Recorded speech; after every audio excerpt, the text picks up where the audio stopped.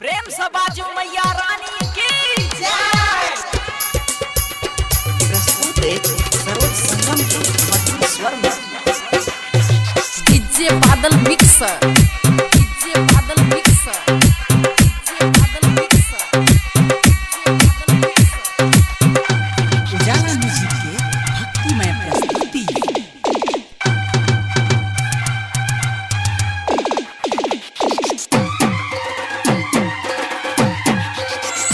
सभक बिनती सुनै छी है माता, सुनै छी है माता।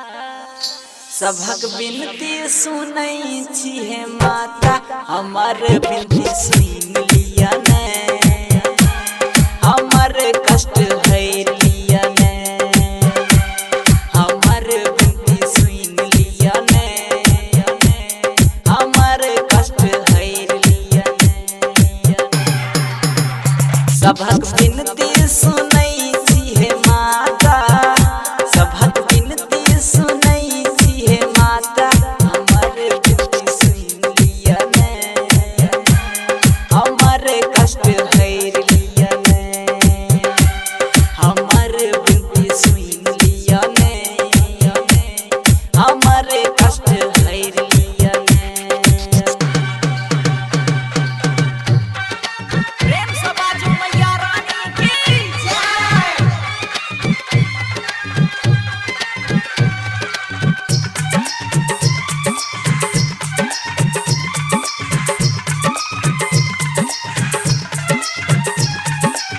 उजाला म्यूजिक के भक्तिमय प्रस्तुति।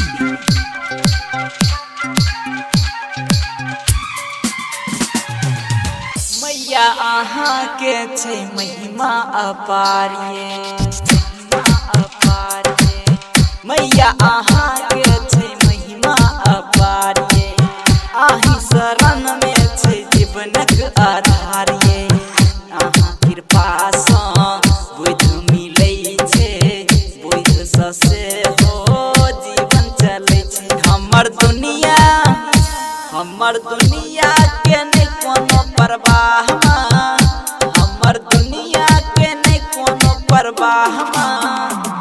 हमर बिनती सुन लिया ने, हमर कष्ट हर लिया ने, हमर बिनती सुन लिया ने, हमर कष्ट हर लिया ने।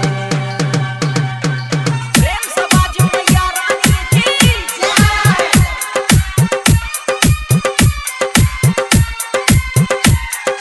डीजे बादल मिक्सर, डीजे बादल मिक्सर, डीजे बादल मिक्सर, उजाला म्यूजिक के भक्तिमय प्रस्तुति।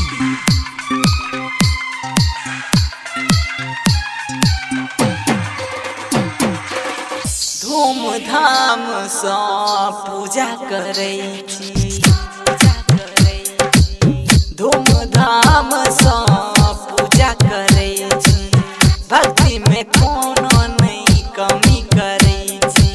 सरोज संगम गाना गबैया, शिव दीवाना से हो झुमैया।